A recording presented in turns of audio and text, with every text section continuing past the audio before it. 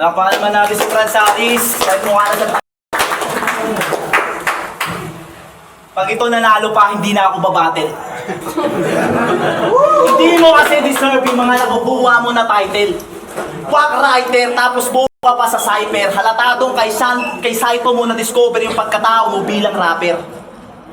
Kaya sa lahat ng judges, magsuri na mabuti. Hindi lang dapat consistent sa round, dapat may content din yung sinasabi. Kasi talimbara to. Dapat may mga barang matalim. Dapat yung punches nagmamarka, hindi parang suntok lang ng bading. Kasi bilang MC, wala kang kalidad ng pagiging lyricist. Sobrang baho ng ganap mo kasi para kang echas na nag-exist. Habang mga obra ko, tawid bansa, nangingibang bansa, overseas. Pag ako kumata ng mga linya, ang dami ng mamangha, masterpiece.